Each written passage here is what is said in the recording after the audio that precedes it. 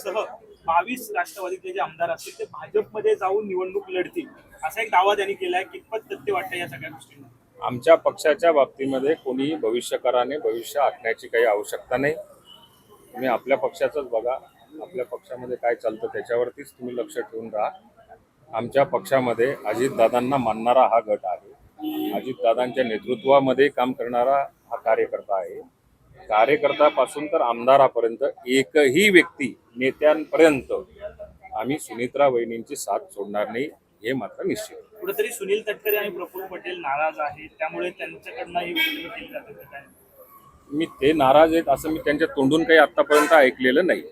परंतु मीडियामध्ये कोणीतरी हेतुपुरस्कर अशा पद्धतीच्या बातम्या पेरायच्या, अशा पद्धतीची चर्चा घडवायची आणि राष्ट्रवादी काँग्रेस पक्षाची जी भरारी झालेली आहे त्याला कुठेतरी वेगळ्या दिशेला न्यायचा हा एक कार्यक्रम विरोधकांच्या माध्यमातून चाललेला आहे. ते नाराज असतील तर त्यांनी बोलून दाखवावं काय नाराज आहेत. आता परवा गुवाहाटीला गेले, त्याच्या आधी ते कोलकात्याला गेले, एकत्र विमानात गेले, अनेक बैठका झाल्या, अनेक निर्णय झाले. त्या अनेक निर्णयांमध्ये सगळ्या या नेत्यांचा सहभाग होता आणि त्या पद्धतीने त्यांनी निर्णय प्रक्रियेमध्ये सहभाग जर का असेल तर नाराज राहण्याचं काही कारणच.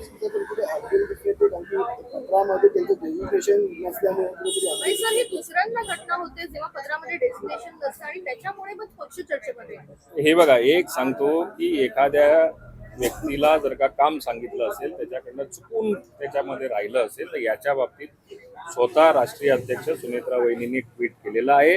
याच्यामध्ये जर का त्यांना बदल करायचा असेल तर नक्की ते करतील. एकूणच रोहित पवार म्हणता आहेत की देवेंद्र फडणवीसांनी लिहून द्यावं की राष्ट्रवादीच्या आमदारांना आम्ही फोडणार नाही, आणि फडणवीसांनी आधी अनेक आश्वासनं दिलेली होती. ते पुन्हा म्हणते की आम्ही त्यांना फोडलं नाही तर तेच आमच्याकडे आले. ते राष्ट्रवादीचे आमदार फोडणार नाही म्हणजे त्यांच्या पक्षाचे फोडणार नाही असं त्यांना लिहून पाहिजे.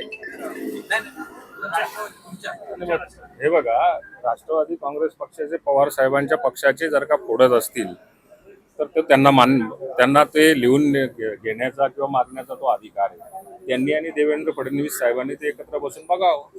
आमच्या पक्षामध्ये असा कोणताच प्रयत्न सुद्धा नाही आणि करण्याची आवश्यकता नाही. एनडीए म्हणून आम्ही त्यांच्यासोबत खांद्याला खांदा लावून काम करतोय. आम्हाला आता दादा गेल्यानंतर आज जर का सर्वात जास्त जवळ कोणी करत असेल तर वहिनींबरोबर मुख्यमंत्री सुद्धा आमच्या पक्षाच्या आमदारांना व्यवस्थित न्याय देण्याचा प्रयत्न करतात. रोहित पवारांचा हा जो दावा आहे, राष्ट्रवादी असेल किंवा शिवसेना असेल, यातली एक गट जो आहे तो फुटणार आहे, आमदार भाजपमधला लढतील असं काही समजा, म्हणजे तुमचे अर्धे आणि अर्धे शिवसेनेचे भाजपमधनच लढतील. 237-35 आमदार आमच्या सोबत आहेत. अजून 40 कुठे वाढवायचे कुठे जाणार आहे? आमचा आकडा 232 वरून 250 वर नक्की पुढच्या काळामध्ये जाणार आहे. एकत्रच निवडणूक लढणार आहेत, एकत्रच राहणार आहेत.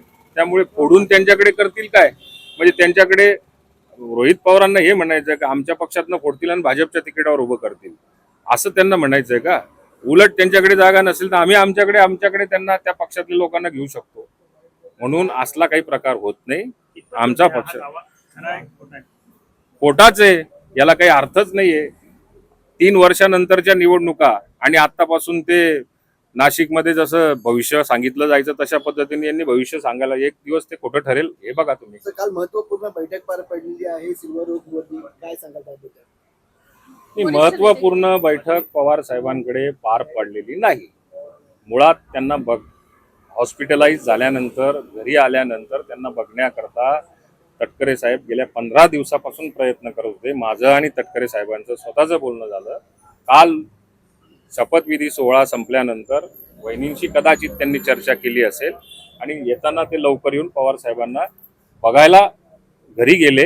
याचा राजकीय अर्थ काढण्याची काही मला आवश्यकता वाटत. एक शेवटचा प्रश्न, नाशिक मधली जी एसआयटी नेमलेली आहे संपूर्ण प्रकरणामध्ये, त्या एसआयटी मधले काही सदस्य जे आहेत ते सगळं प्रकरण थांबवण्यासाठी किंवा काही गोष्टी लपवण्यासाठी पैसे घेतात, असा एक आरोप रोहित पवार यांनी. एसआयटी कुठली? आता एसआयटी अनेक नेमलेल्या आहेत. आता याच्या बाबतीमध्ये लपवण्याचं काय कारण आहे? स्वतः मुख्यमंत्री त्याचं मॉनिटर करतायत. त्या घरातला ह्या जेलमधनं टाकतायत, त्या जेलमध्ये टाकतायत. एक गुन्ह्यावरती त्याची नोंद केली जाते आणि त्याला पीसी मागण्याचा प्रयत्न केला जातोय. लपवण्याचा काही प्रश्नच येत नाहीये. शेवटच्या प्रश्न, सुनेत्रा पवारांनी मुख्यमंत्र्यांना पत्र लिहून आपल्या नगरसेवकांना लोकप्रतिनिधींना निधी मिळत नसल्याची तक्रार केल्याची बातमी समोर आली आहे यावर काय सांगाल? हे बघा, वहिनींनी जर का आमदारांना निधी मिळाला पाहिजे, नगरसेवकांना निधी मिळाला पाहिजे, याच्यासाठी मागणी नाही करणार तर मग कशासाठी? त्याला तक्रार थोडी म्हटलं जातं. ती एक प्रकारची आमच्या पक्षाच्या कार्यकर्त्यांना सुद्धा बळ मिळालं पाहिजे. त्यांची कामं कुठे अडली असतील तर मुख्यमंत्री काय प्रत्येक मंत्र्यांना त्या सांगू शकतात आणि त्याच्यासाठी हक्कासाठी लढतील आमच्या कार्यकर्त्यांच्या, आणि ते लढतायत. सर, खरा प्रकरणामध्ये रुपाली चाकणकर यांना ईडीचं समन आहे, ते उद्या चौकशीसाठी जाणार आहे. तुम्हाला वाटतं एकूणच या सगळ्या प्रकरणामध्ये निष्पक्ष चौकशी होईल? आतापर्यंत तुम्ही मीडियाने बघितलं असेल, याच्यामध्ये कुठलाही लपवण्याचा, निष्पक्षपणी चौकशी जर का करायची असेल तर त्याच्यामध्ये तुम्हाला कुठे काही कमतरता वाटते का? अजिबात कोणाला सोडलं जाणार नाही. जो दोषी असेल त्याला त्या ठिकाणी ठेवलं जाईल. सर, आरएसएस की जनरल सेक्रेटरी होसबोले जी ने ये कहा है कि आरएसएस की जनरल सेक्रेटरी होसबोले जी ने ये कहा है कि पाकिस्तान के साथ डिप्लोमेटिक रिलेशन रखने चाहिए और स्पोर्ट्स को उससे अफेक्ट नहीं होना चाहिए। देखो, उन्होंने क्या कहा है इसके बारे में मेरे को जानकारी नहीं है. मैं उनका जो भी बयान है वो देखूंगा, उसके बाद में उसके ऊपर भी बोल सकता हूँ. Thank you sir.